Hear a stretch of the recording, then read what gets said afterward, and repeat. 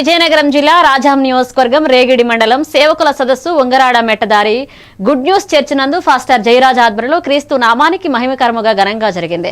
ఈ కార్యక్రమంలో ఐజీఓఎం director Jacob మాట్లాడుతూ ఈ ఫెలోషిప్ 16 సంవత్సరాల నుండి కొనసాగుతుందని, ప్రతి సంవత్సరం నూతన కార్యవర్గం ఏర్పాటు చేయడం జరుగుతుందన్నారు. ఫెలోషిప్ ప్రెసిడెంట్ గా రమణ, వైస్ ప్రెసిడెంట్ జయరాజు, సెక్రటరీగా వై సుధీర్, జాయింట్ సెక్రటరీగా ప్రసాద్, ట్రెజరర్ గా బిఎస్ నాయుడు ఎన్నిక కాబడ్డారని తెలియజేశారు. ఈ కార్యక్రమంలో పెద్ద సంఖ్యలో సేవకులు పాల్గొన్నారు.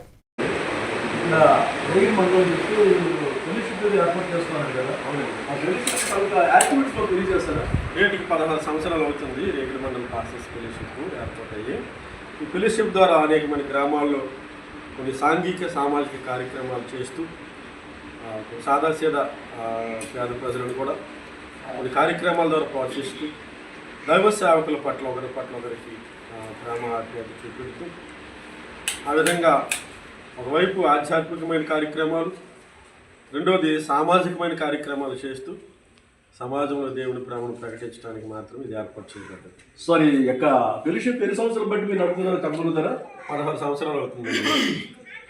సార్ మీరు ప్రతి సంవత్సరం కూడా బాడీ మారుతుందా? మారుతుందండి. అందరి యొక్క అభిప్రాయము, అభియోగాలు బట్టి లేదా వారి ఆలోచన విధానాలు బట్టి కమిటీ మొత్తం ఆలోచన చేసుకొని నూతన కమిటీని ఎన్నుకోవడం జరుగుతుంది. మరి ఈ సంవత్సరం ఏమైనా నూతన కమిటీ ఏర్పాటు చేశారా? ఉందండి. ఈ సంవత్సరం కూడా నూతన కమిటీ మా గౌరవనీయులైనటువంటి శ్రీ లావేట్ రమణ గారు ప్రెసిడెంట్ గాను, అదేవిధంగా మా ద్వారా మరి మీ తరపు నుంచి ఏమైనా రానున్న దినాన్ని మతోన్మాదులకి కొంచెం ఏమైనా ఒక హెచ్చరిక లాంటిది ఏమైనా తెలియజేస్తారా? ఏమి లేదండి. ఏ మతంలో ఏమీ లేదు. ప్రేమ కలిగి ఉండి ఒకరి పట్ల ఒకరికి సోదర భావంతో ముందుకు వెళ్ళిపోయినంత ఉత్తమమైన మార్గం లేదండి. మాకు ఎవరూ శత్రువులు కాదు, మేము ఎవరికి శత్రువులు కాము. అందరి గురించి ప్రార్థిస్తాము, అందరి క్షేమాన్ని కోరుకుంటాము.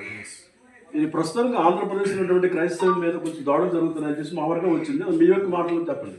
అది వాస్తవమే, అది తొక్కపట్టడం లేదు, కానీ వాస్తవమే దాడులు అనేవి జరుగుతున్నాయి. కానీ క్రైస్తవులుగా లేదా ఈ ఫెలోషిప్ ద్వారా మేము దాన్ని ఖండిస్తున్నాము. అలాంటి చెప్పి వారిపై పగలేదు, వారి గురించి కూడా ప్రార్థన చేస్తున్నాం. దేవుడు వారి పట్ల మంచి మనసు అవ్వాలని, వారు కూడా రక్షణ పొందుకోవాలని వారి గురించి ప్రార్థిస్తున్నామే తప్ప